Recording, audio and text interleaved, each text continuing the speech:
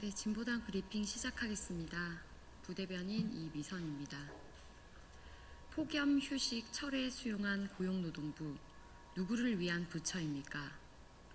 정부가 체감온도 33도 이상 시 2시간 이내 20분 이상 휴식을 의무화하려던 산업안전보건규칙 개정안을 재검토하겠다고 밝혔습니다.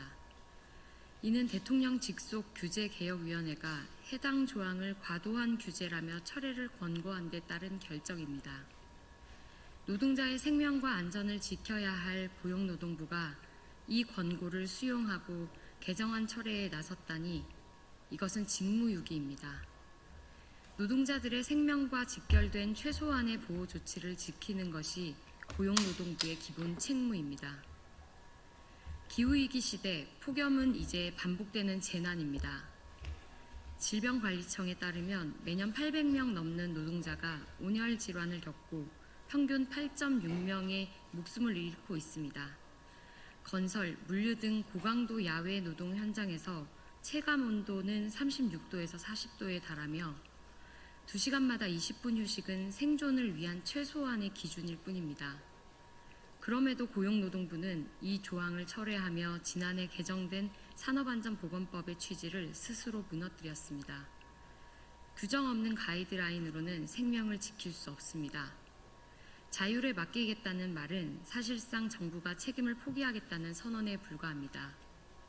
고용노동부가 기업의 이익에 눈치만 보며 노동자의 생존권을 외면하다니 고용노동부가 과연 누구를 위한 부처입니까? 고용노동부는 휴식권 조항을 포함한 실효성 있는 폭염 안전규칙을 즉각 시행하고 현장 감독을 강화해야 합니다. 두 번째 브리핑 드리겠습니다. 인권위 끝내 편향 관리 답변서 최종 제출, 안창호부터 사퇴시키고 정상화해야 합니다. 국가인권위원회가 세계 국가인권기구연합의 특별심사를 앞두고 최종 답변서를 제출했습니다. 그러나 해당 답변서는 계엄령 선포에 따른 인권 침해 문제에 대해 책임 있는 입장을 취하기는커녕 내부의 반발과 비판을 외면하고 윤석열 전 대통령 방어권 보장이라는 편향된 입장을 고수하며 인권기구로서의 신뢰를 스스로 훼손했습니다. 특히 소위원회 보이콧 사태에 대한 설명 역시 특정 위원들의 정치적 이해관계만을 반영했고 송두환 전 위원장을 향한 일방적인 비난만을 실어 사태의 본질을 왜곡했습니다. 반성과 개선의 의지는 어디에도 찾아볼 수 없습니다. 트랜스젠더 권익보호 등 성적 지향성에 따른 차별 문제에 대한 침묵은 인권위가 시대적 책무를 외면하고 인권 현실을 퇴행시키고 있음을 보여주는 대표적인 사례입니다. 윤석열 정권이 임명한 안창호 인권위원장과 김용원 상임위원을 비롯한 일부 인권위원들의 행보는 인권위의 독립성과 중립성에 대한 신뢰를 무너뜨리고 있습니다.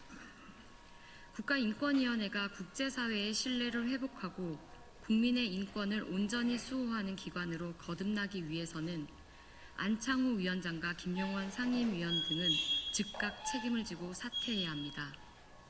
만일 이들이 끝내 책임을 회피한다면 새 정부는 인권위 정상화를 위해 반드시 단호한 조치를 강구해야 할 것입니다.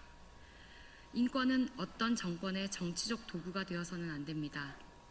어떠한 권력 아래서도 인권기구의 독립성과 공정성을 반드시 지켜져야 합니다. 이상 브리핑 마치겠습니다. 고맙습니다.